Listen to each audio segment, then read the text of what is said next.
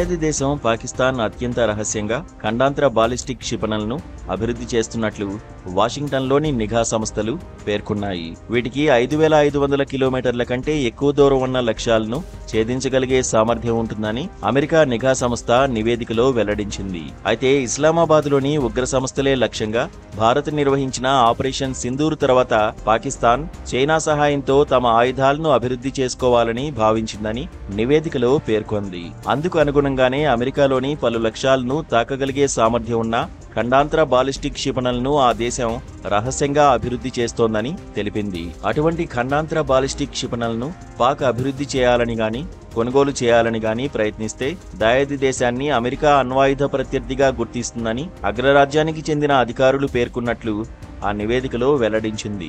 అమెరికాకు సంభావ్య ముప్పును కలిగించే లేదా అణ్వాయుధాలు కలిగి ఉన్న ఏ దేశాన్నైనా వాషింగ్టన్ తన ప్రత్యర్థిగా ప్రకటిస్తుందని తెలిపింది. కాగా ప్రస్తుతం రష్యా, చైనా, ఉత్తర కొరియాలను అమెరికా శత్రువులుగా పరిగణిస్తోందని నిఘా సంస్థ తన నివేదికలో వెల్లడించింది.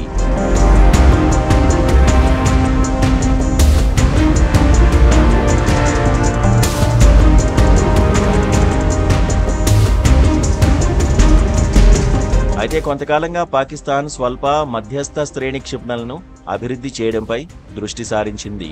ప్రస్తుతం ఆ దేశం దగ్గర ఖండాంతర బాలిస్టిక్ క్షిపణులు లేవు. 2022లో దాయాది దేశం భూమి ఉపరితలం నుంచి ఉపరితలం వరకు మధ్యస్థ శ్రేణి బాలిస్టిక్ క్షిపణి షాహీన్ 3ని, 2023లో మధ్యంతర శ్రేణి బాలిస్టిక్ క్షిపణి ఘౌరీని పరీక్షించింది. కాగా గతేడాది పాకిస్తాన్ లాంగ్ రేంజ్ బాలిస్టిక్ క్షిపణి కార్యక్రమానికి అగ్రరాజ్యం పలు ఆంక్షలు పెట్టింది. ఈ క్షిపణి కార్యక్రమాన్ని పర్యవేక్షించే ప్రభుత్వ యాజమాన్యంలోని రక్షణ సంస్థ నేషనల్ డెవలప్మెంట్ కాంప్లెక్స్ మరో 3 సంస్థలతోనూ అమెరికా సంస్థలు వ్యాపారం చేయకుండా నిషేధించింది. పాక్ అటువంటి మిసైల్స్ తయారు చేయడం తమకు సైతం ముప్పేనని అగ్రరాజ్యం తెలిపింది. మరోవైపు అమెరికా పక్షపాతంతో ఇటువంటి చర్యలు తీసుకుంటోందని చాలా కాలంగా పాక్ విమర్శలు చేస్తోంది.